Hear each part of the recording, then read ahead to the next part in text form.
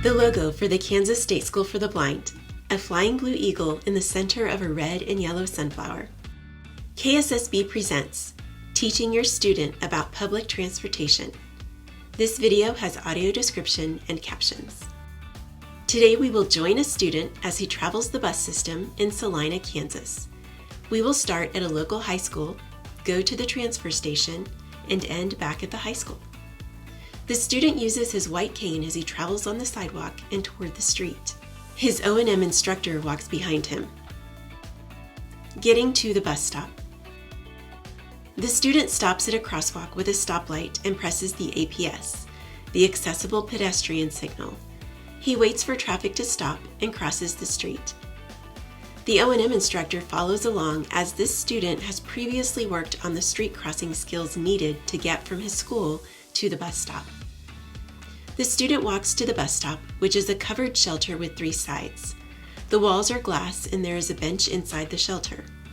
The opening of the shelter faces the street. Salina has several kinds of bus stops, some that are covered shelters like this one, or a bench with a canopy like this one, and others are signs along the road.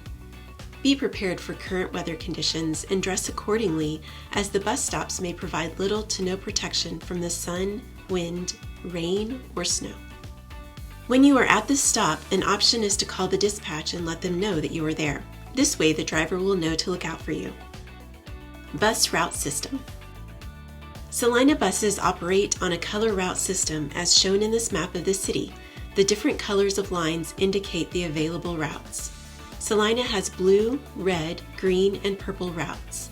Other cities may have letters, numbers, or other identifying route names. Salina's bus system is also a fixed route, meaning the bus does not stray from the designated route, whereas other cities may allow the route to vary. Salina's buses travel in a loop on an hourly basis, and sometimes more frequently during peak hours. The bus driver will usually stop for anyone at the stop, but they will keep driving as shown here at this covered bench bus stop if they don't see anyone waiting there. Remember, it might be useful to call the bus dispatch to let them know you will be at a stop. The best way to find out route names, stop locations, arrival and departure times, and whether the route is fixed or flexible is to call your local transportation office or check online. Getting on the bus. When entering the bus, confirm the bus color or number and notify the driver of where your final destination or transfer point is. There are different ways to pay for a bus, like pre-purchasing a bus pass. This student is paying with cash and placing the money in the drop box at the front of the bus. Some buses, like this one, require that you have exact change if you are paying with cash. Find an empty seat. If you have a folding cane, it's best to fold it and place it in your lap, bag, or next to you. This student rests his folded cane in his lap. Know your stop.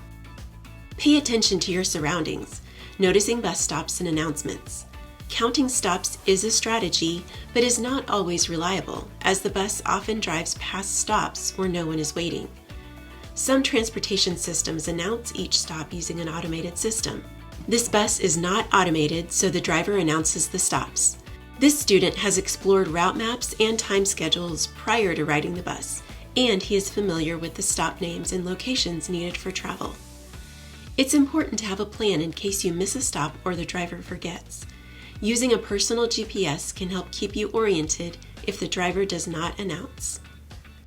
Pull cord. If for any reason you need to disembark the bus while on a route, some buses have a pull cord to request a stop. On this bus, the student reaches up to the very top of the bus window, finds the cord, then pulls it down. A stop request sign at the front of the bus lights up, and the driver is alerted to the request. Getting off the bus.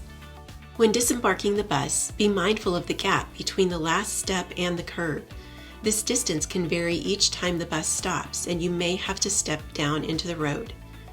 Always exit the bus to the sidewalk or bus station and never walk in front of it.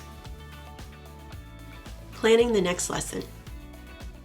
The student and the teacher stand on the sidewalk and talk. As always, it's a good idea to include the student in planning for public transportation lessons. This student is looking for a job and the O&M instructor asks him which bus route he would like to work on next. The lesson is now complete, and the student pushes the accessible pedestrian signal so he can cross the street and head back to the high school.